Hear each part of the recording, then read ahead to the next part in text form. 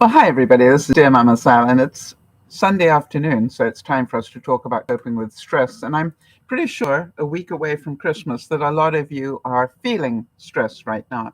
And I wanted to let you know that I am not feeling too stressed about Christmas, and I'll explain why. But there are other things that are stressing me out that I'm going to talk about as well. So, hi there, Jeannie. How are you doing? And that's a silly question for me to ask. For those of you who don't know, Jeannie lost her husband, York, a couple of weeks ago, and is about to spend her first Christmas without him. I'm just hopeful. And my quotes today, Jeannie, are about being thankful. And because I do believe that, even with the loss, you have a great deal, of course, to be thankful for, and that hopefully that your family will rally around and do what they can to make sure you know just how loved you are, um, and continue to be. And that is my hope for you. So, in terms of what's going on, I don't know about the rest of the world, but here in southern British Columbia, where we don't do snow well at all, we have a week of snow coming in, and it's frigid, frigid temperatures, going down to minus 10 centigrade, which probably is about the same in Fahrenheit, I would think, just so that you know. And that's what froze up my pipes last year. So, I'm doing a lot of preparedness stuff at the moment. So, other than Jeannie, who we obviously want to give our thoughts and prayers and an extra hug to, for her week, because I'm sure it'll be very, very difficult. I know we've got Max's dad, Chris. It's his birthday on the 24th, and obviously it's Christ's birthday on the 25th, along with Yvonne. And as I've always said to Yvonne, she picks good company. And talking of Yvonne, I will be doing that because they came to visit me yesterday. So our thoughts and prayers for everybody. Thank you, Jody. Jody's our admin, and she does a wonderful job of researching stuff when she thinks I need it. And she goes, minus 10 centigrade is 14 Fahrenheit, for those of you who only speak Fahrenheit. Yeah, I had a feeling it was roughly the same, but it's pretty cool, right? And we've got a week of snow. I mean, hello. Um, we don't do more than an inch here in southern British Columbia without freaking out. So there's going to be a lot of freaking out this week. So our thoughts and prayers for anybody who might need them other than Jeannie and the other people that we know of. Please look after one another. It's going to be a lonely time for a lot of people. And I'm not only thinking about those of you who've lost somebody. What about those of you who've lost something? I'm thinking maybe a fur baby as well. We forget how affected we are by the loss of a four-legged at Christmas time. When you're used to buying presents for them as well. It's obviously not the same, but it also is something to be acknowledged. And so be thankful that you had the time together. I'm a great believer in not dwelling on the negative of it if you possibly can, but to dwell on the positive, how lucky you were to have the years that you did. And that is, my way of coping with grief. Reba McIntyre said, I have a lot to be thankful for. I am healthy, I am happy, and I am loved. Oh, isn't that nice? Jeannie's saying a friend who saw her today gave her a pink throw rug just because she felt I needed a big hug at Christmas. Isn't that wonderful? And that's what, it's those little moments that make you glad to be alive, right? And to realize that people do care and that they care, very deeply. Um, so Wade and Yvonne came last night, and it was just I'm really pleased that they came. Um, but I said to them, we're just doing spaghetti pie. I had too many tomatoes. I needed to use up tomatoes. I had too many other things, and I'm going. I need to make spaghetti pie. I've still got pasta that I put aside ready for the pandemic and things that I'm trying to use up. And I'm going, that's a good time to use it now. So I made an awesome spaghetti pie. And for those of you who saw my broadcast where I said, um, that tomato basil soup that Campbell's make, I used that as a base. And boy, did that taste good. But I did a lot of. The other thing was, me, I loaded the thing with very fine vegetables that you couldn't see them. It looked like it was all ground beef, but it wasn't. It was ground beef and probably just as much, if not more, vegetable in there, which gave it lots of flavor, and it was really very, very tasty. Yeah, Jeannie's saying spaghetti pie sounds delicious. I want to tell you, I really recommend it. Um, and I made a big, what do you call it? Sort of 9 inch by 12 inch, no, type dish. No, it's more than 12 inch. One of those for three of us. Now, I did have put some away. I've got to be quite honest. Um, Jody's saying, I haven't made it in years. I will add it to the rotation. That's why I mention these things, Jody, because I'm amazed how many people said to me, spaghetti pie. My sister said, I've never even heard of that. And then she did a bit of research and she said, well, it's like lasagna then. And I said, yeah, sort of. Sort of is what she said. Is it sort of like lasagna? I said, yeah, sort of. And you know me, I never do it properly. And I threw in bacon and I threw in all sorts of stuff. And I had three different cheeses. I had red Leicestershire cheese. I had feta in there, not feta, no, Parmesan, and also uh, cream cheese. I had cream cheese in there as well. And when I tell you, it was really tasty. And guess what I'm having for dinner tonight? But we had so much fun. We laughed a lot. And what I did, and I don't know if this makes sense to any of you, I know that they're having a lot of people over on Christmas Day. And I had made them a lot of Christmas related type presents. All right. I haven't got, hang on, let me get my house here.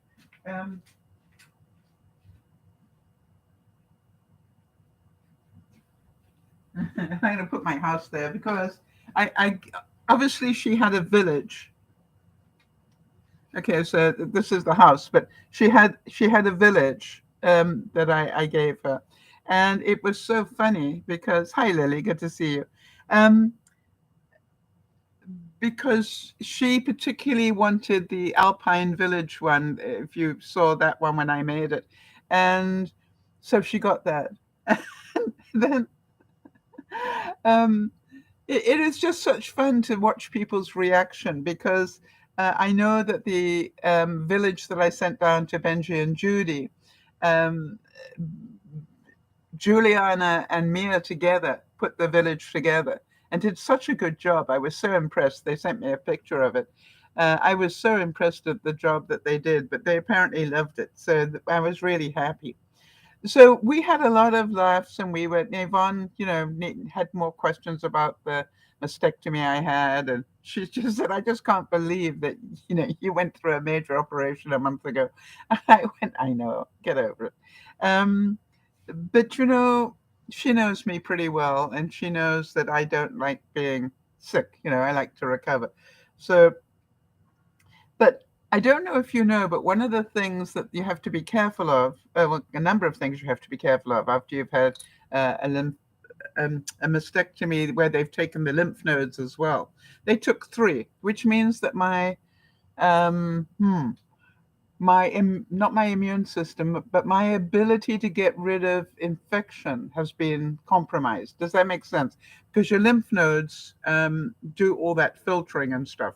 You obviously know where they took them, right? Because I keep touching it. So they took away for like three filters that I have in my body.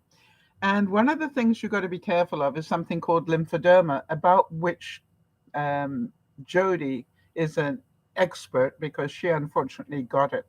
So what you have to be really careful of is that you're not getting lymphedema. And you will be able to tell that because you will start getting swollen.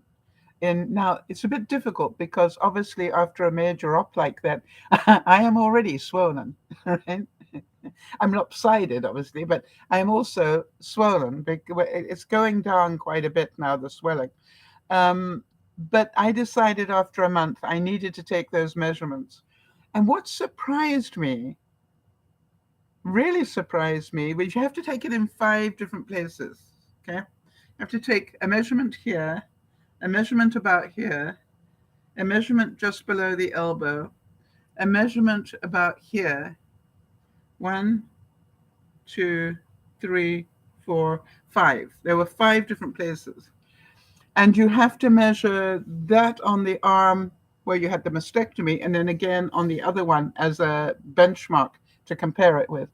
Now, what I was surprised at, and I don't know about you guys, I expected my dominant hand to actually be quite a bit more swollen than my normal one. I say normal, but the one that is not affected.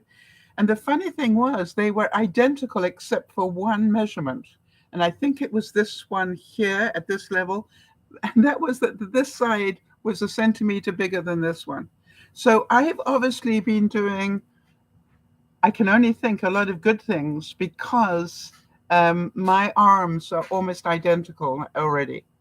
And, definitely my arm was swollen right the way down to about here for quite a while. So I was pretty impressed with it. But, we laughed so hard because, it's like, I don't know how anybody would do that on their own. You got this whole contraption thing that you have to do the measuring. But at the same time, you need to be writing down stuff. And at the same time, you need to be measuring it to the right place. You know what I mean? It was 1,001 things to do. It was so bad that we had Wade reading the instructions. We had Yvonne doing the measuring points and the measuring. And I was just sitting there cracking up laughing because they were so funny. But like all things in life, that could have been a very traumatic moment. But it wasn't. We made it a lot of fun. And what they said was, you need to do this every month. Wade's got his, I haven't got my glasses. Oh, I got my old glasses here. Hang on a second. So, Wade's got his readers on. And, he's sort of looking at me like this and he's saying, we're going to have to come back every month. It says here you need to do this every month. So, and I'm going, that'll be my pleasure. Thank you. I like that. They've got a reason that they have to come back to help me. So I'm very, very pleased about that. By the way, I thought of you guys today. Well, I think of you quite often, obviously, especially if I'm doing a broadcast. But I was out today because we've already had another dump of snow. And this time I have got salt, people. And I've got sand and salt, and I've got salt. So I thought I'd go out and put some sand and salt down. So, because it's very important to me that the Amazon people can still get to me. I don't know about you guys, but, the rest of it's not so important. But I need those Amazon guys to be able to get up my driveway. So I was out there putting down this mixture of sand and salt, which I've never seen before. And then I stopped and I almost peed. I laughed so hard. I'm out there doing that job, wearing my Birkenstocks.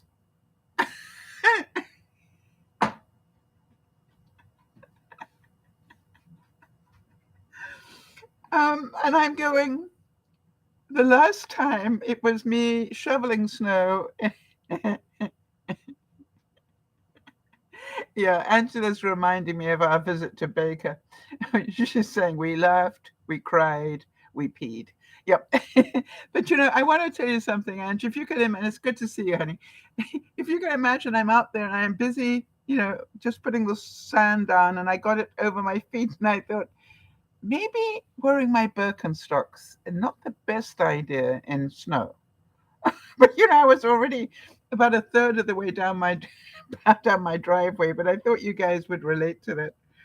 Um, so again, I've got to ask, how are you doing on Christmas? Because one of the things I was really thankful for today was when I heard that the snow is coming in for a whole week. Um, I thought, I'm glad that I'm ready for Christmas. Even though I had that month that I had to concentrate on something called cancer, you know, even though I lost that month, I'm still ahead of the game. And so I was very, very grateful for that. And I just know that some of you are not as far ahead as you would like. And some of you are probably not going to get there at all. But it's not the end of the world, is it? And how many of you promised yourself, I'm going to be ready this year? This year I'm going to be ready. And I can tell you what the secret is if you're interested. But it requires that you don't just give it lip service. It requires that you do something. I start Christmas in July. I literally start Christmas in July. And yes, Jody is readjusting her expectations of herself. All right. So, Jody, you may want to start Christmas in January this year. All right. Just because you know that you are going to take much longer because of all the health issues that you've got. I've already started doing some stuff for next year. Can you believe that? I know it sounds ridiculous. Judy's saying, I find it hard to get things for men. We all do, honey. So Seth, that's Chelsea's husband, likes to cook. So I decided to give him a frozen duck because he likes duck. Right. Jody's saying, I wish I was that organized. Jody, you can be. You are a very organized person when you choose to be. I know that of you. So the only reason that you were late this year is because you weren't ahead of the game. All right.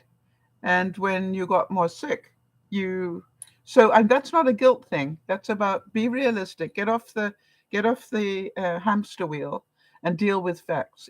If you had started earlier, seriously, and given it the time, would you be on time? So my question is, I know that your health has been an issue. Absolutely. So is mine. All right. I lost a whole month, Jody. It's like, but here's the thing that I'm saying. What I'd really recommend, Jody, knowing that you know what's happening, that you start going, something? I'm going to start writing the envelopes in January, for the Christmas cards. Or, I'm going to go to the dollar store and pick up some little things for people. After Boxing Week is finished, you don't want to go near the stores Boxing Week, but after that, it's like the little things. Or I'm going to shop online with the Boxing Day sales or whatever. But here is the thing. The next thing is, but I don't have the money. Yes, exactly. Yes, Jeannie's saying she started Christmas cards before Thanksgiving. How do I know that, Jeannie? Ah, I realize how I know. Okay. And hopefully they have been gratefully received. So the thing is that I want to say that it is really important for us to stop giving ourselves the excuse. All right. Interesting. Angela's saying she still has her Dear Mama Sal mug. Isn't that kind of you? Thank you. I want to say, though, that, that the only reason we are late is because we don't start soon enough. And if you have extra reasons why you're not doing it, I'm going to show you in a second just how my mind works on things like this, right? Because it's important for you to keep reminding yourself, this is not because you're lazy or stupid. It's because you didn't start early enough, and then life got in the way. So here's the thing. I've got a week of snow coming in, and that means that I could be seriously compromised. And the reason for that is because snow means tree branches coming down, which means possible loss of electricity. Okay? No brainer. You all know that. However, I live in a community where a loss of electricity also means a loss of water because we're on a well. Well, 3 holes in the ground. So you understand, when I hear we've got heavy snow coming in for a week, first of all, it doesn't happen normally, but now it's a case of, now I need to be really prepared. So I thought I'd talk to you a little bit about how my preparedness is doing. So if you had bad weather coming in, and some of you live in really serious weather conditions, what sort of things do you prepare for? Do you prepare for not having any electricity? Are you prepared for that? And the reason I ask about that is because if you remember last year, I saved up for quite a while just so I could get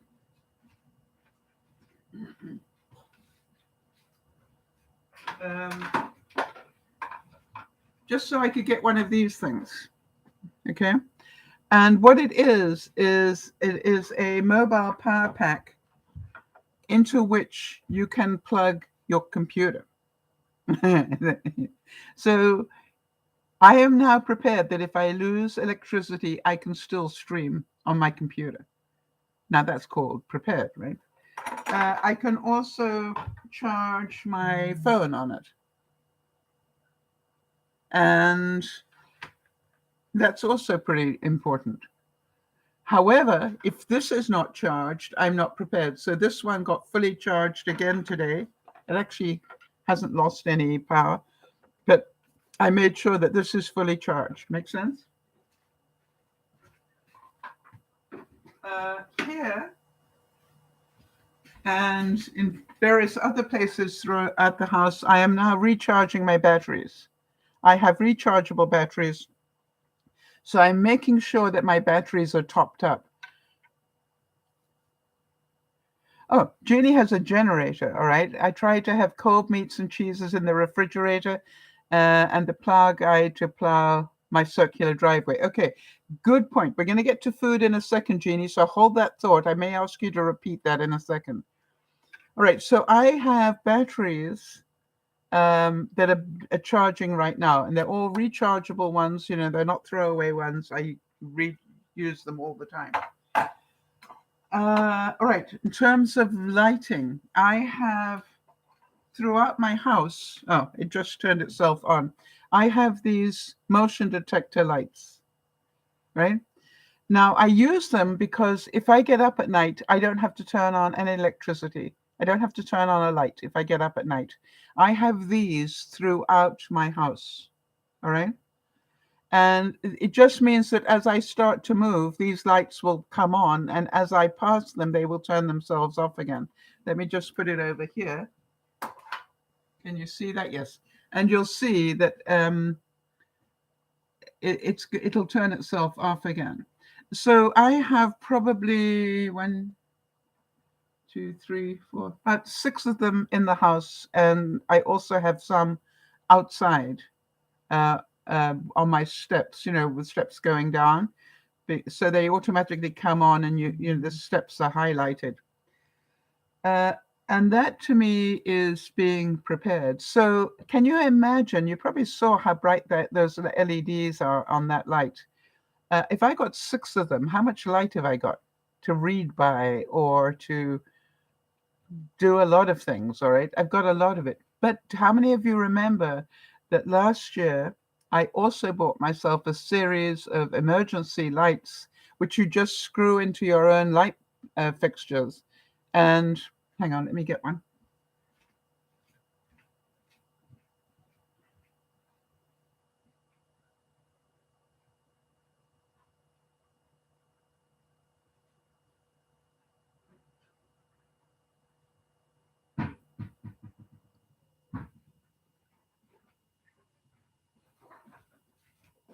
And I know what you're saying is, if only, but I saved up to get these. I made a list of things that I wanted to get, and then bit by bit, month by month, I bought another one. These lights are like regular lights, but they've got batteries inside them. So you just charge them up. I have one that constantly is charging, uh, and I charge these up every month. I've got them a note in my daytimer to do that. And you literally just screw them into any regular bulb place, and they will last for about 8 hours each. So I've got 3 of them. Um, so that would last me for quite a while. Now you will see that that light went off. All right. And if it's dark, I'm going to make it dark. Whoops. It automatically comes back on again. All right. So if there's movement. So awesome stuff. Now, some of you know that I am a craft person. One of the things that I thought about was, let me go to food first of all, right? Let me go to Jeannie's point. Jeannie said she's got cold meats and cheeses in the refrigerator.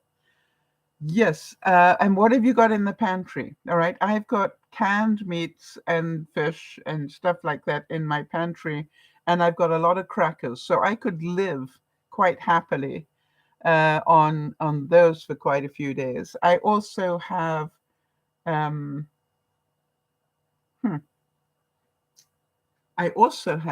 if you remember, I saved up for that as well, a camping stove that takes, like canisters of gas, and, so that I can actually boil water and make coffee, because, that's pretty important in my life to make coffee. So I haven't, touched wood, I haven't needed to use that yet, and I'm hoping I won't. But, that is ready as well. So Jeannie's saying cracker assortments and chicken in watering cans. Yes, excellent. I've got baked beans straight. You can eat baked beans straight out of the can. There are a lot of things that you can eat straight out of the can if you want to. All right, that because, like, by virtue of the fact they're in a can, it means they're pre-cooked. So there are a lot of soups that I've got very healthy soups that I could eat straight out of a can if I needed to. It would be nicer if I could warm them up. And that's why I got the little camping stove. How about this one? Some people are always grumbling because roses have thorns. I'm thankful because thorns have roses. And that's an interesting thing, again, about the having the lymph nodes removed. I have to be so careful of rose bushes this year. Right? Because you have to be very careful of getting scratches and things on this arm, because your immune, your ability to fight infection on this side has been compromised. Jeannie's saying she also has the B&M brown bread in a can. Do you know something, Jeannie? You remember you sent me a can of that? I kept it for that very reason. I wonder if everybody else knows what that is. But it's literally like what it's like a fruit bread almost, isn't it? But it's in a can, and so yeah, brown bread is so delicious. Yes, it's wonderful stuff. And I took one look at that, Jeannie, and I thought that's going into my emergency place, because that basically has a lifelong shelf life, as long as it's in a can and the can's not damaged. So I just immediately put that into my emergency store. Yeah, great to have on hand, a couple of things. All right, so we've got, what else do we have that you can eat, without, I personally try not to open my fridge. So the couple of things that I've done is you can see there I've taken out some pita breads that are not cooked yet, but I'm going to cook them tonight. So I'm going to make sure I've got pita on hand. You will see that I've also got some muffin mix out. I've decided I'm going to make some muffin type, funny enough, Jodie's just saying it, protein bars. But I'm going to use a muffin mix as a base and throw in some raisins and coconut and stuff like peanut butter, stuff like that. Mix it up and make some protein bars. Exactly, Jody. What about milk? I have almond milk right there, almond milk, and I have milk powder, both for skim milk and for whole milk if I need it. So, and I have ultra filtered milk, milk to go. Have you guys heard of milk to go? I have that, and basically that you can keep in your pantry for the longest time. Believe me, I've done the experiments. So Angela's saying packets of tuna. Yes. A good thing to have in your pantry. Those sort of snack packs of tuna and crackers and stuff. Very high protein, in an emergency. Very good idea. So thinking about food. So I like the idea of having a cheeses. So what I would do is I'd probably open my fridge once. Very quickly, I can pull my cheeses out in a hurry. Yeah, anything that doesn't need to be refrigerated is a good idea to have in your pantry for times like this. Yeah, Angela, I agree with you. So listen to this. LL Cool J said, I am what I am, and I'm doing very well in my life. And I'm thankful to God for that. So how many of you are really thankful that, even though you may be late for Christmas, you still appreciate Christmas, that you still have friends to send things to, that, your cards may be late this year, but your friends are going to get them. You know what I mean? It's like, and I don't know about you guys, but would you rather have a late Christmas card than not have one at all? What do you think? Yes, and that's exactly. Jeannie's saying that I could keep some cheeses out on my kitchen table. I'm thinking, hang on, Jeannie. Where are they? Yeah.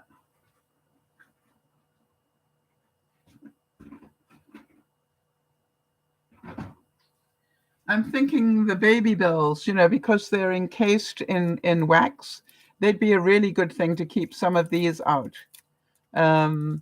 Because they're already in their own little, what do you call it, sealed jacket, if you like. And so it's only when you take the red wax off. So that's something. Good. What else can we think of? We've done milk, and we've done eggs. Do you have powdered eggs if you needed it? And if not, add it to your list of things to plan to have in your. I've got powdered eggs if I needed them. Jody convinced me, and I've never used it before I met you guys, to get some powdered cheese. Great for dips and things. So there are a lot of things, where you don't have to open the fridge. But you understand that each time you open your fridge, you are not only decreasing the temperature in your fridge, but also your, what do you call it? Your freezer, right? So even though you're only opening the fridge section, it still affects the freezer as well. I'm going to repeat this. I do it every year. Make sure you have a little cup like this, or smaller. I'll keep my toothpicks in here, but, or even something like this. Fill it with water, freeze it solid, and once it's frozen, put a dime or a quarter on top of it and put it back in your freezer. So when you have a power cut and you're wondering how long was that, out for, has it affected my food? You just need to look at this. Because if it's only been out for a few hours, basically you don't have to worry anyway. But what you're watching for is how low did the coin go. If the coin is still basically on top, maybe it's gone down a fraction, then you're good. If the coin is all, down at the bottom, and I keep this at the top of my freezer, not near the bottom, I keep it at the top. If the coin is all the way down to the bottom, then I know there's been a serious problem, and I will start, hucking food out accordingly. So I really recommend doing that. Yeah, Jody's saying you can still have a nice variety when choosing from shelf-stable items. And that's the thing. What have you got in your pantry that is shelf-stable?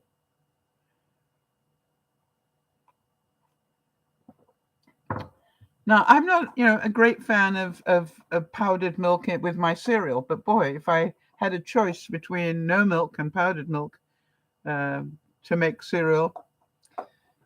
The other thing is, for me, water will be an issue, all right? If I lose power, I lose water.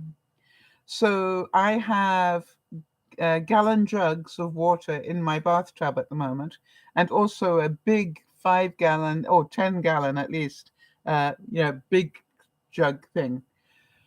Why? Because no water, I can't flush. So that's why I keep the water. And I also have a big zero, what do they call it? Something zero. No, it was too easy. The zero water filter. All right. I have a big one that would last me for drinking water for a couple of days at least, probably 3 days. So that's pretty awesome. And if I ran out of drinking water, I would got enough Coke Zero to keep me liquid. So can you understand that I'm feeling pretty confident that I'm prepared for that? Now, the only thing I have a problem with, of course, is what about the heat in the house? So I'm very lucky that I have a gas fireplace. And that gas fireplace will keep the front end of my house pretty warm all on its own, which means that I can actually, live in the front end of the house, sleep on the couch and everything else and be quite cool, quite warm. The back of the house obviously would be a major problem if the furnace is not working. Now, my question to you is, my concern would be my plants. Right? You all know I play with plants, right? So also my plants are all this end of the house, right? So I can keep them warmish. And by the way, I am amazed how many of them are actually doing fairly well. I was sad to lose some when I was doing the hospital thing. But this is, thought you'd like to see this. This is a cutting I took from one of my impatiens, and look how good it's looking. I'm really pleased with it. So I did something right. And okay, I'm not going to move them, but I think you all know that down one side of that greenhouse window, I have got peppers, and on the other side, I have got tomatoes. Now, one of the pepper plants has grown a little. It's got a little grape of a pepper on it, and I'm not sure if I'm going to have any tomatoes or not. But here's the thing. Every month I am adding to those because come the spring, I want to have the plants already ready to go in the garden and that they are strong plants, all right? So I can immediately put the tomato plants into my greenhouse that I built so they can start producing very quickly, once they get that sort of temperature and everything. But they're all grown hydroponically. That means they're growing in water, not in soil. And I'm already behind here. This is pepper, tomato. That's lettuce, actually. Not quite sure what that is. I'm waiting to find out. That's another tomato. Oh, and then here's the celery starting. I always do this. So this is from my celery that came into the house, and the roots are beginning to come down now. So I'll be growing this, so that's ready to go in the garden as well.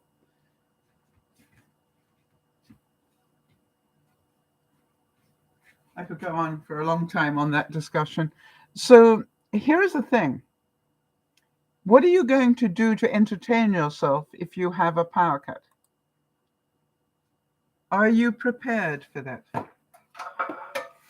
One of the things that I did was I downloaded an ebook on what they call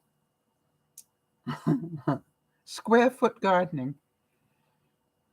Anybody ever heard of that? It's basically how to be self-sufficient in little square foot areas. And here's the thinking.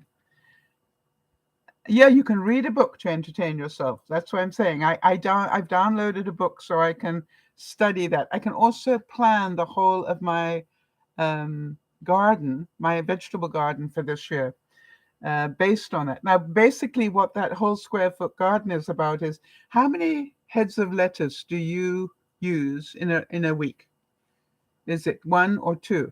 Instead of planting 6 or 7,000 lettuce seeds, all right, what you really need is 1 or 2 to go in early. And did you know that you can put lettuce into the ground outside in February? I didn't know that. Lettuce likes cold weather.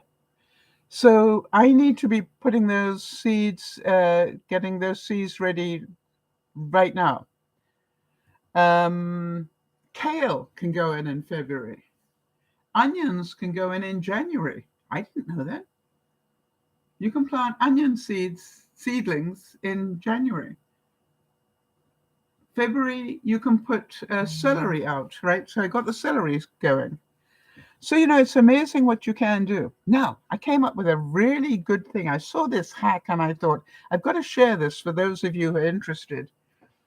And what it said was, take a muffin tin, okay? And when you're planting seeds, push the muffin tin into the ground. And now you've got the perfect little holes. They're perfectly spaced.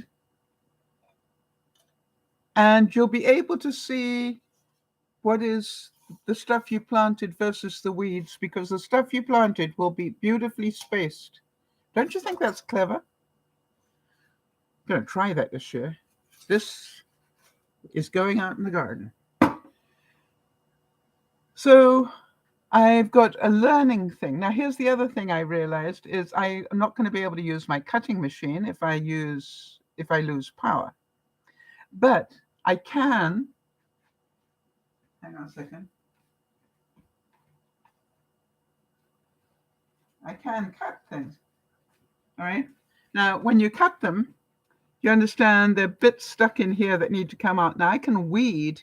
That's what it's called when you take the rest of the bits out. I can weed without electricity. That's a manual thing. So I've already cut a dozen of these and about a dozen of these. By the way, I thought a dozen of those deer just by themselves like that, doesn't it look pretty? I mean, it'd be a very expensive thing to make, but I thought they looked really pretty just like that. So these actually I already weeded because I found out that it's fun to weed while you're binge watching. Yeah, that's good. Can I cut, for example, tonight while I'm doing something else, I'll be cutting out some more of these. I think some of you saw this one. And this is all ready for next year, right? But I can cut this out because cutting the inside, that mirror finish stuff, I can do that with a guillotine. I don't need electricity to do that. So, and I can put them together, construct them without electricity. Do it make sense? So to me, I can be productive if I lose. I already know what I'm going to spend my time doing. Do you know? If you had a power cut tonight, do you know Some of you will say, hey, I could crochet, I could knit. But don't make it a decision you have to think about when you don't have power. Have a sort of, I am ready for a power cut, this is what I'm going to do plan. All right? So I could actually plant seeds, right? By the light of one of my things. Hi there, Charlotte. Good to see you. And so part of what I'm going to do is to draw the map to try and work out how I'm going to do my vegetable garden this year. Hoping I can do that. Now, basically, I am one of those people that I've been doing it completely wrong. I've been, putting down a whole row of seeds, and then, you just end up wasting it because you don't need a whole row. As I said, how many heads of lettuce do you eat in a week? How many how many peppers do you eat in a week? Yeah, that's what I'm talking about, Charlotte, is we've got a week of snow coming here. Here it's already -5, and it's going to go down to more than -10 in the next day or two. So just so you know that we've got you, it'll be coming to you. We've got it before you, I think. Charlotte's on the east coast of Canada. So that's what we're discussing, is how to be prepared for all of this.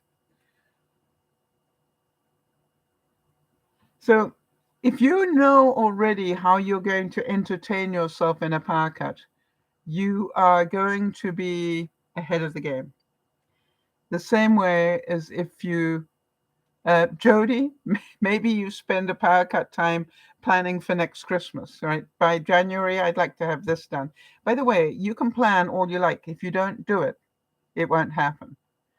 And therefore, you have to make it important enough to do. I was so grateful I had done my cards way back when, because now it's a case of which card do I want to give people, right? It's not a case of do I have the cards, it's which card do I want to give people, because they're all made and they're ready to go. And that's why I'm already going to start making for next year. Hi there, Karen. Good to see you. Yeah, Jody's saying her cards are still not mailed and they're going out tomorrow. I want to tell you that I sent cards before I went into hospital on November the 10th. I sent cards to the US before I went into hospital, and they're only now getting to people. Can you believe that?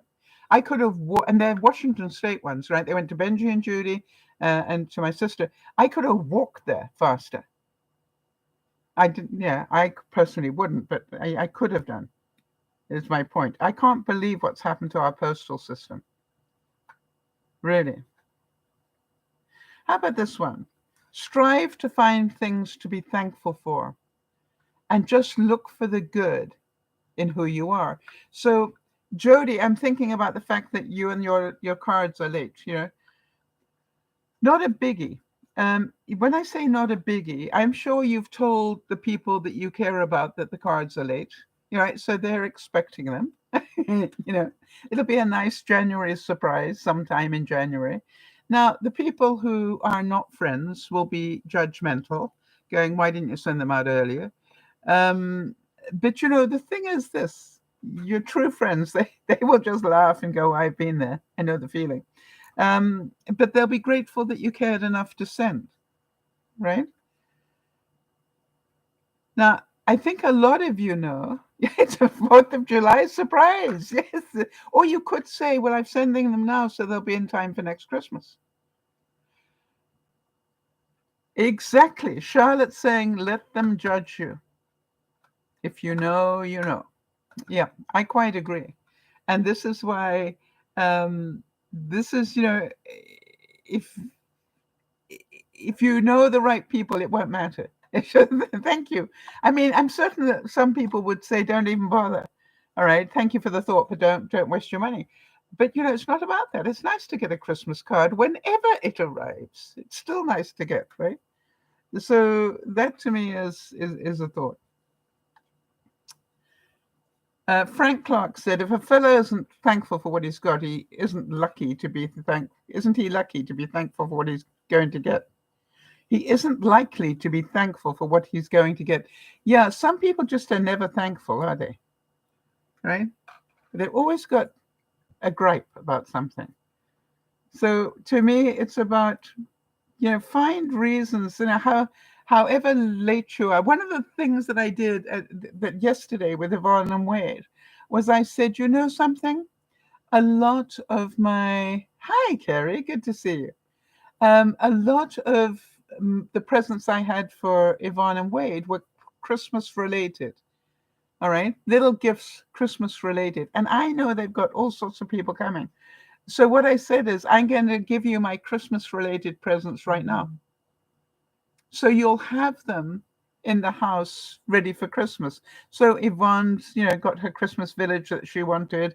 And, all those sort of things. I had, hang on a second.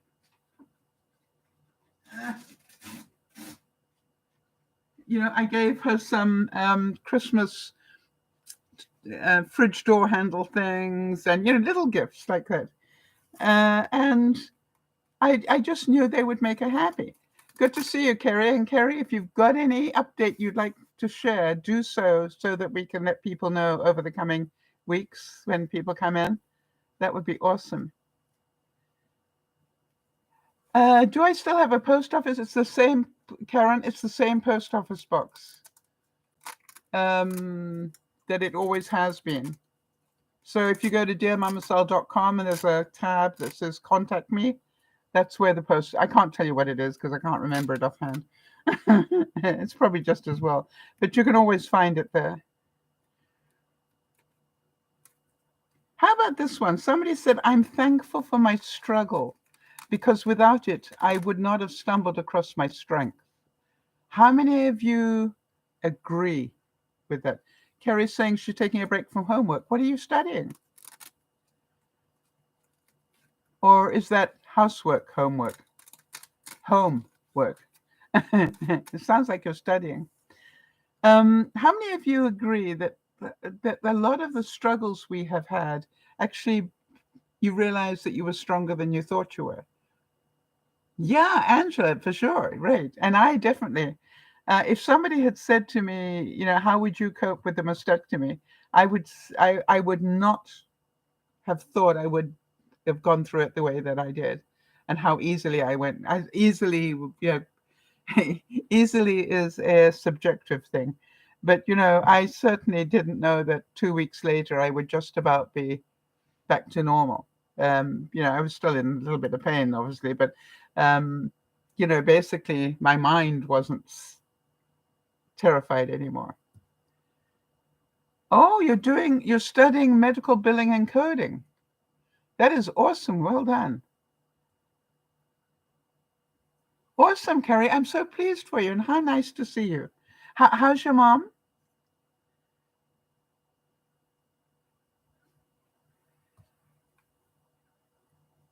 I'm really pleased. That sounds wonderful that you're doing that. Well done.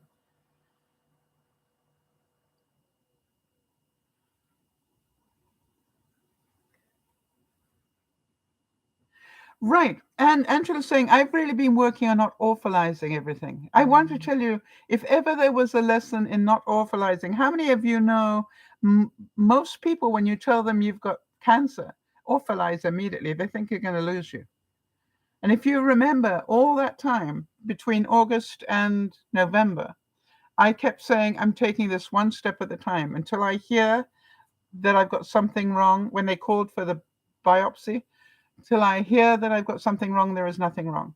Then I heard they wanted to do, the serous biopsy. Until I've heard that they've, and then they found something. Well, until I get that confirmed, I'm not going to worry about it. And then they confirmed it. And then it was like, well, till I find out what they want to do next, I'm not going to worry about it. And, literally, I didn't worry more than one step ahead all the time.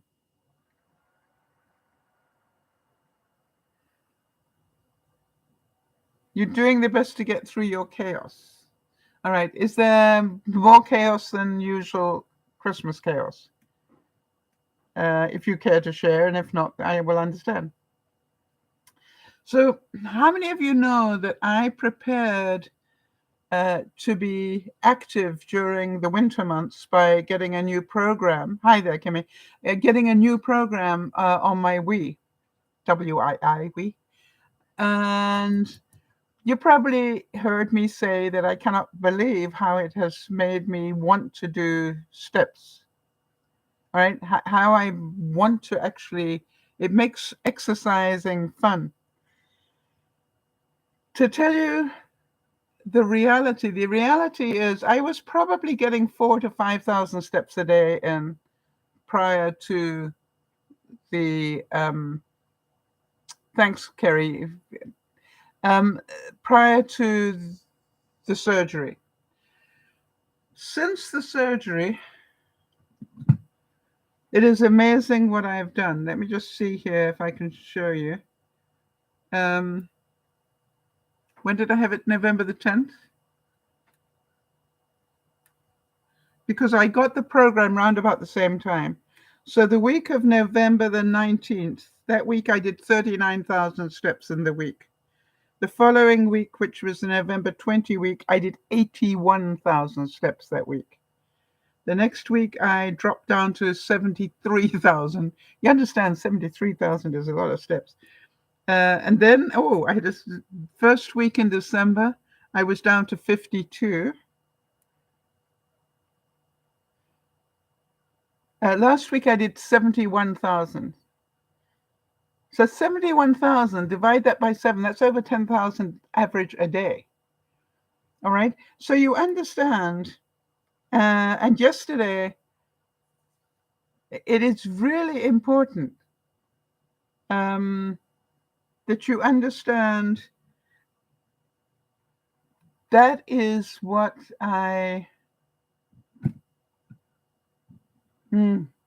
that's what I wanted to be able to do, right? I wanted to be able to keep my body moving because I knew it would help me recover.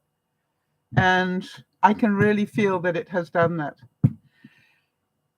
I now, quite honestly, look forward to it. Kerry, do you want me to repeat that you're saying the person is helping you? Or is that private? I want to make sure. It's been a while. You may have forgotten that if you put it up, then...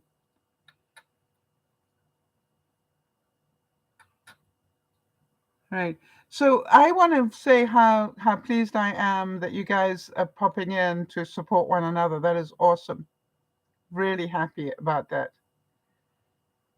And it's, when people are struggling, it's amazing how that's what I always hoped, was at least people will know where to come to so they can get that support. If there's anything we can do to support you, Kerry, you need to let us know, all right? Because we're still here for you and always will be as long as I'm breathing breath.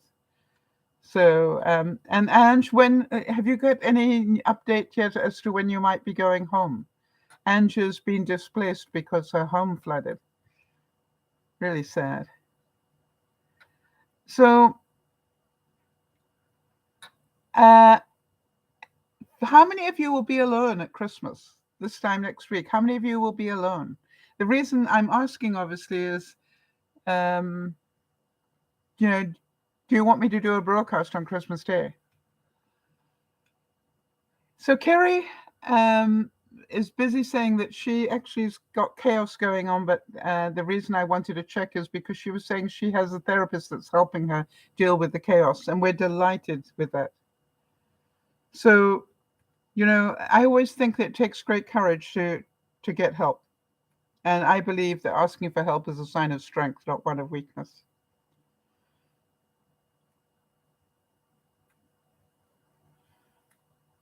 So If any of you know how to grow lettuce, I would be most appreciative. You know, I have tried 1,001 different ways to grow lettuce, and I am not very successful, except I do have one plant that I managed to keep alive. What I have found out, you will all remember I bought that little aero garden thing that I have round the corner here. I have found that is the greatest thing for building a really strong root structure on things.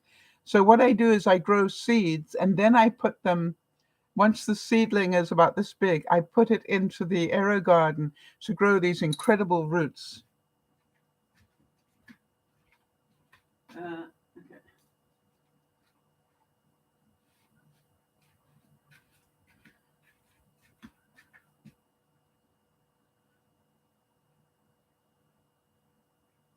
Does that look like it's got an incredible root system?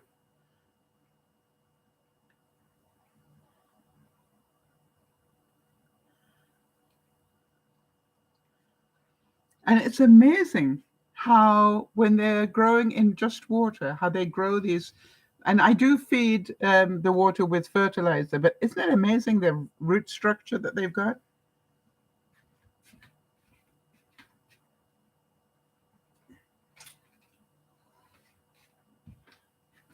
And I can't help feeling that that's a bit like humans, right? If we nurture them properly, they will grow strong roots, right? I want to tell you something. I don't use my aero garden for the reason that people do. They are very expensive, but I have discovered that for me, they are very useful to do a specific thing. So I grow the seedlings, and then if I will transfer it into there so they can grow a solid root structure. And once they've got a solid root structure, that's how I grew this. I had a cutting that was quite small, and I kept it in water until it started to grow roots. Then I put it into the aero garden until it got to be this big, and then I planted it. Let me show you, Ange, because I've got another one here.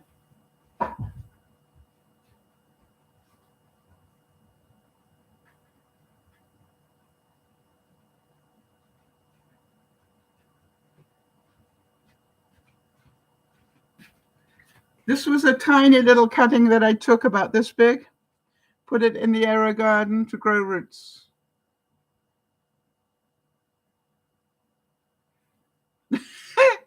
Isn't that insane? I don't know why. I've got to get it back in now. Hold on a second. So this is ready to go into a pot.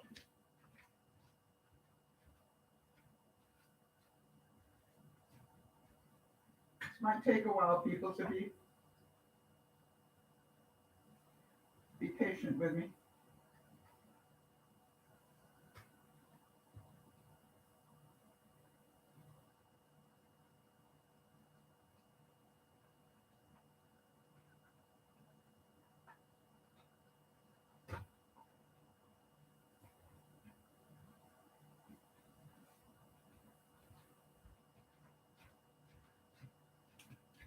So I have no idea. I have no idea how it works. I don't care. All I know is I now have that it does that. And it does it fairly quickly, within a couple of months. I would say within a month, it's got a really solid root structure to it.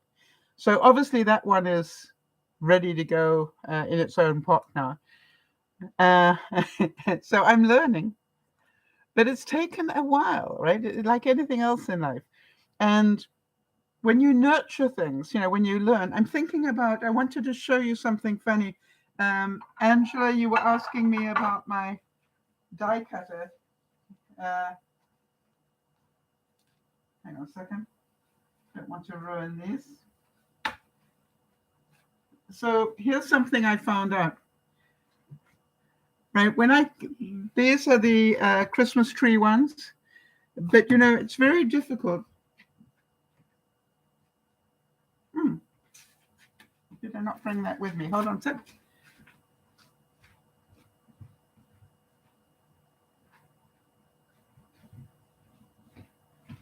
So once I've cut this out, it's very difficult to get these bits off my mat. And obviously I've got to get the bits off to be able to use it again. So here's what I discovered. I don't know what made me think of it. If I cover it with water, okay, and just rub the water into the paper, like that. And I'm going to leave that for a second. And I've got another one here. This is a double one. Don't ruin this, so. Okay, and what I'm going to do is just cover them with water.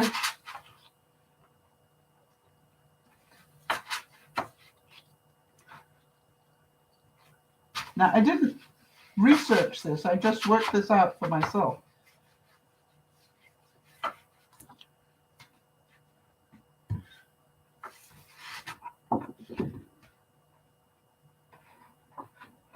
And I just want to show you, already this was lifted. Look at this. And then it slides up.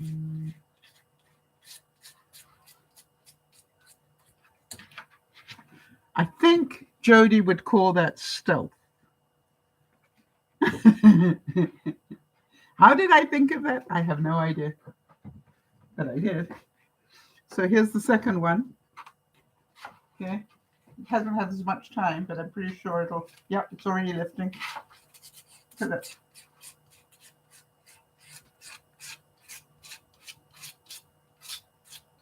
Isn't that amazing, the difference?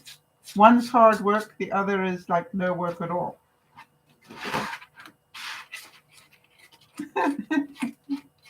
How did I live without doing it is my question.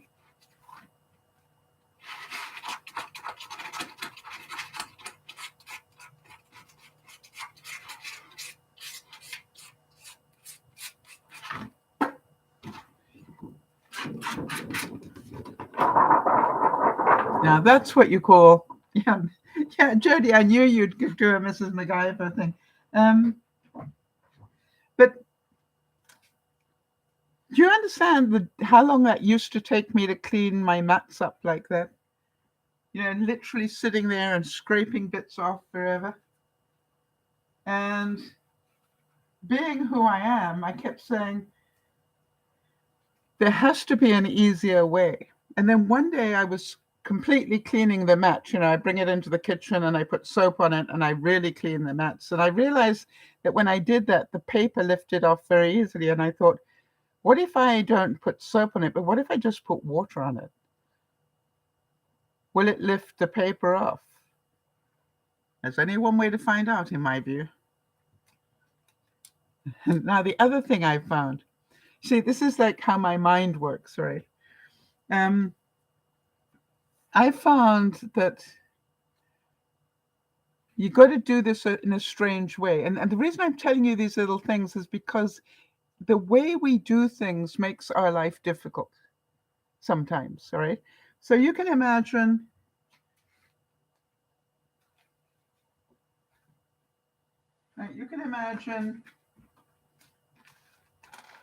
making a card.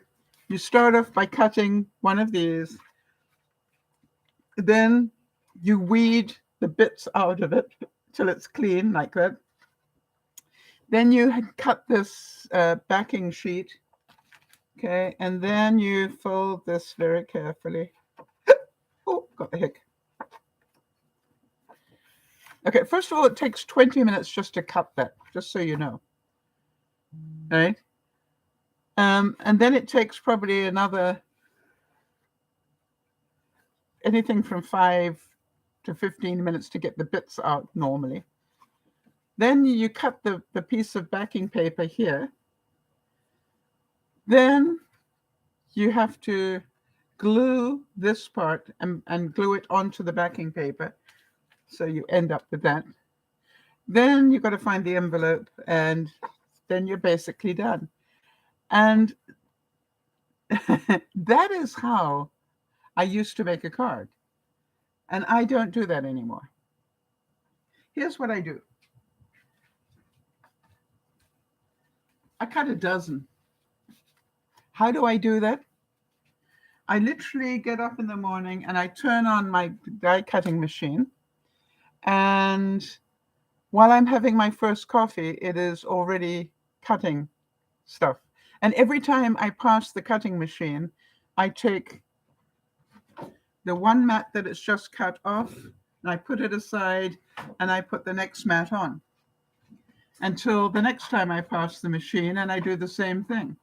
And then what I do,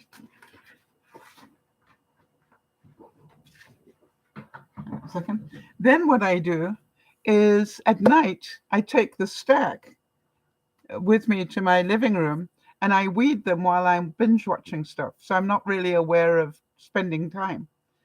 But in the meantime, what's still happening back in the craft room? Stuff's still getting cut out. And then, literally just every time I pass there, I just change mats. And the difference is, instead of making maybe 6 cards a day, I can actually make a dozen because I'm doing it a different way. So I was thinking about, what is it this year, when you look at this year, what is it that you have learned to do that has made you more productive? What are you giving thanks for? All right. What are you grateful to have learned this year? And I think it's really important because every year, if you remember this time last year, there's no way I could grow the plants that I did hydroponically, right? Mind you, I also didn't have the containers that work beautifully. So when, it's funny, isn't it? When you look at it, every year it gets more interesting. Last year, I didn't take cuttings of my impatiens and see whether I could keep them going over the winter. So, to me, life is a lifelong learning lesson. And that's why I'm so pleased that Kerry is, re-educating herself on a new skill. Because if you keep educating yourself every year, it's the greatest gift you can give yourself for Christmas. Right? To have that ability to be a lifelong learner is the most important thing. And the other thing is to do things that make you happy, not other people happy. Now, I was having a discussion yesterday about making the cards and the villages, the little villages. And I said, I look at it this way. How much trouble did I have learning how to make the houses? All right. Getting the combination of the right everything so that I could build these houses. It took me a long time, a lot of patience, a lot of frustration, a lot of everything. But did I get a lot of reward once it worked? And now when people come and visit my house and they see the villages, they just, they're in awe of it. When I think about it, when I started making this card, started like this. This is the way that it was designed to be. And I looked at that and I said, yeah, that's nice, but it's too busy. I thought, I liked it when I saw it. But by the time I'd finished it, it was like this, and then the backing paper, and then there's another paper behind that. So it's really too busy. So then I said to myself, what if I make it less busy? What if I just do it with an incredible backing, which is mirror? And I don't know about you, but it's like I'll think less, which is this one, is better than more. What do you think?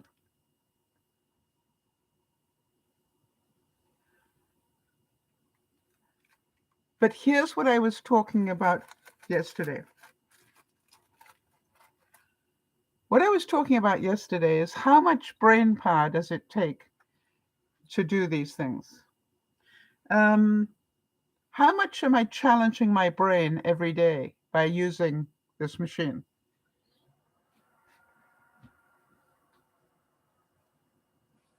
I can't show you the difference. And I have learned how to go into patterns and manipulate them and do all sorts of things. Every new thing I make, I learn something more. And what I said was, I have spent a lot of money on papers, and I'm still learning, the papers I like and so forth. I spent a lot of money on that. And I said, there are people that would say, why would you spend that much money learning how to do that stuff? And I said,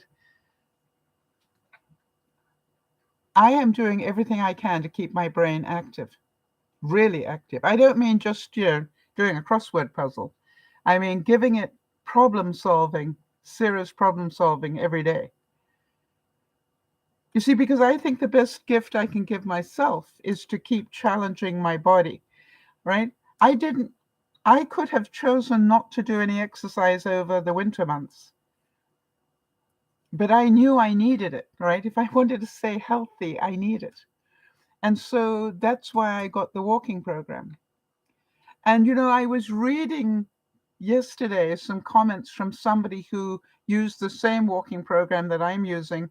And, it's an interactive thing where you sort of, the more you walk, the more tokens you get. The more tokens you get, you can build now suddenly a post box or a tree or whatever. It's like a Sims thing.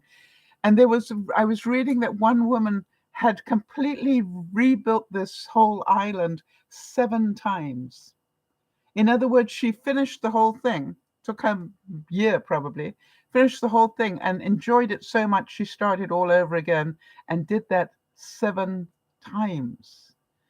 So you go, this is somebody who enjoyed the exercise. All right. And that's what I couldn't believe is I managed to find something that I really enjoy doing. So to me, it's like anything. If you don't do it, it doesn't work. So you have to find something in life that you want. And you were talking last week about some stuff. And I was thinking, part of the problem is that we spend so much of our life trying to please other people that we do not please ourselves. We actually, somebody says, what makes you happy? You go, I don't know. Instead of going, every morning I get up and I turn on my machine because it makes me happy to get the result that I get. Every morning or every evening, while I used to be just sitting binge watching doing nothing, I'm now weeding and still creating. Right, Jodie's saying oftentimes when we're chatting online, Jodie and myself, I'll say to her, I'm off to get some steps in. And it makes me smile because I know you enjoy what it brings you. Yep. And absolutely. And you know something? After Yvonne and Wade left, I put in nearly an hour and I was amazed that I did. And I realized I'd done 13,000 steps. I went, whoa, I think that's the highest I've done. So it's like, but I was enjoying it. What I had built, another suspension bridge, and I built a pier. It was just like, it was fun to do. So my challenge to you is, and my gift that I want to give you is to understand it is okay to make yourself happy. And now what I said to Yvonne and Wade last night was, obviously to get the time to do this, I needed to give something else up. Does that make sense? I've only got 24 hours in the day. So to make an hour's worth of time to do the exercise, I had to give something up. What would you be prepared to give up to get that hour for exercise? That is the question. And I looked at it and I said, playing games online. And some nights I've given up binge watching so that I can do the exercise. And the reason is that it actually is a game in itself, all right? It's not only are you walking, but you're actually doing things interactively. So it's a game and it has its rewards, obviously. I built a pier. So to me, it's like, that makes it fun for me. It's a challenge, it's creative, it's a lot of things. So it makes it fun for me. And I cannot tell you how important that is. Going out into the snow wearing my Birkenstocks, made me laugh a lot, right? And it's like, who goes out to to put salt down, in their Birkenstocks? Well, apparently I do, because my mind is on getting the salt down. It isn't, am I suitably dressed? Like, oh yeah, maybe I should put some decent shoes on. But I didn't beat up on myself. I just took it as that's what makes me who I am. And I literally was crying with laughter. And if anybody had been watching me, they go, she's really lost it. And I went in and got some shoes and went back out again and finished the job. But I make my life as happy as I choose to. I have around me and close to me people that make me laugh. All right? People that bring out the joy in me. I'm very selfish like that. What about you? Right? Do you have people around you that make you laugh? If you could have seen Yvonne, Wade, and I trying to take the measurements of my arms last night, you would have cracked up watching us, right? Because it was like, talk about three inept people trying to do, and I kept saying, how was I meant to do this on my own? Three of us can't do it, But it was so much more fun doing it with somebody else. Wade helped me, I've got an outside camera that's a light bulb, and it actually is a light bulb that has a camera in it. And it's perfect. It works really well. The only thing is it's so good that it can hear a car coming from down the street. And so every car that passes my place, this thing is turning on and recording it. Which made me laugh because it's like it's overkill. And it's got a thing that warns you that it's videotaping. There's movement somewhere. Well, you know how many of those I get every day now. And, I laugh and go, well, that's what you wanted. But the good news is, people come to the door and they can see it moving and they're sort of like, I'm watching you. Jody's saying, Sal, you make me laugh every day. Such a treasure. Yeah, Jody, but it's true, right? It's like it's wonderful to laugh every day. And, Manon and I, how many years? 10 years, Manon and I have known each other. We still send each other little stupid pink things, because Manon's big into pink, or puppy things or whatever, It's just like we do it. It's excellent. Yeah, that light is good because nobody knows whether it's working. You can see it's working. Yeah, and people can know that. Yeah, I've got a Ring doorbell as well, but that doesn't have the, I've got okay. If I have the Ring doorbell here, it's only going to take it once they're absolutely in front of my door. I needed one that could take it almost coming up the driveway. So that's where I like this one. And it follows them. Right? It's not static. It actually follows them. And it has an infrared beam on it, which I really like. And it's also a motion detector. So that as people come towards my house, it turns on. So it's way cool. And it gives me pleasure. You know what I mean? It's just like, it was probably the best $30 I spent in some ways, right? It took a while to get it working, and Wade helped me. But it was worth it for what it brings me, which is peace of mind. So I look at it and go, please, if you want to give yourself a decent present this year, give yourself the gift of doing for yourself what you will do for others. You will make time for your friends, but do you make time for you? Or are you so busy doing for everybody else that you're not happy? One of the things that Yvonne was saying, she said, Sal, I know how much joy you get making these things. It is obvious, because nobody could make these things as beautifully as you do. We know how much time it must take, and we know that it's never going to,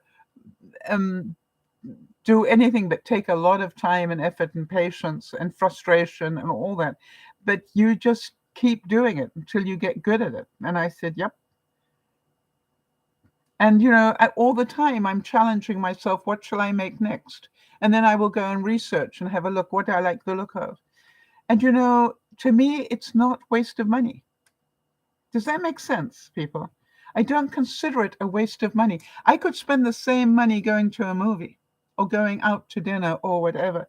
And I go, no, I want to spend that money entertaining my brain. So that is the point that I really want to say. Be grateful you have a brain. Be grateful you have a body. Jody taught me how to look after my body better. Jody taught me how to live with diabetes and yet still eat great stuff. And by the way, for those of you who watch me make the chocolates and the gummy bears, there are no gummy bears or chocolates left, unfortunately. They all went yesterday. And the gummy bears were a huge hit. And as Yvonne said, who knew that sugar-free could taste so sugary? I said, exactly. So, I've learned how to eat sugary tasting things, even though I'm diabetic. So, I look at it and go, if I don't make my life fun, who's going to do it for me? Who am I waiting for to do it for me? If I don't use my body. Now, the interesting thing is, I know I'm putting all this exercise in. I'm not dropping weight at a huge rate, and I don't mind, right? That'll come as it needs to. All I know is I'm putting in the effort. And nobody can ask more of me than that. When people ask me, are you getting any exercise? I can show them. I don't just tell them. I can show them, yes. I'm doing about 10,000 steps a day now. And they look at me and they go, what? At your age? And I'm going, yes. So, you look at it and go, we need to be more aware of what it is that makes us happy and be less concerned about what makes everybody else happy. And if you spent a whole year concentrating on making yourself happy, you will lose some friends doing that, no doubt about it. And by the way, they're not really your friends. You will. I found that, sometimes it's a case of I'd rather have a few really good friends than a whole slew of pretend friends. And when you go through something like a major operation, you find out who your friends are pretty fast. So I've had a wonderful year when I look at it. I've had a wonderful year of learning. And I've thoroughly enjoyed most of it. And I'm so glad that you guys came along for the ride. Kerry's saying that her Grammy walks 5 miles every day and she's 94. Exactly. And that's why she's 94. Right? And that is a mentality. I'm pretty certain that I will be, doing the same soon. All right. My goal is to actually put in an hour a day. And that would be 3 miles a day. At the moment, that's what I'm working towards. I want to be able to do that. Once I've got it up to 3 miles a day, I will then work my way up from there. So, and the thing is, when do you want to start? And if your limit at the moment is 2,000 steps, that's where I started. I think I was at 2,500 when I started. Okay. I'm being very serious. I was doing about 2,500 a day. And now look at me. And was the expense of buying the Wii so I could do this thing? It was an investment. It wasn't a waste of money. But I spent it on me, not on somebody else. That's the point. All right, everybody. If I don't see you before, you didn't let me know. Do we take Christmas off, or do you guys want me to do a broadcast? And the reason I say that is because obviously I don't want to be sitting here on my own on doing a broadcast, but if there is a need for one, I'm going to be going out Christmas Eve. Or shall we just take Christmas off? So this time next Sunday, I'll just drop that broadcast. We'll do a Friday one and then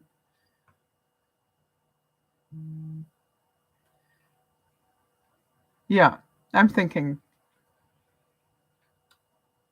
Unless there are a lot of people going to be on their own. If there are people that are going to be on their own, then obviously I would make a plan to do one. But I didn't get a lot of response for that. So, okay. Unless I hear otherwise, I will let you know if I'm going to do a broadcast. And I'll do a bit of research with some of the regulars, all right?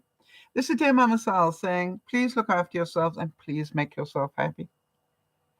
And I will see you, if not next week, I will see you soon thereafter.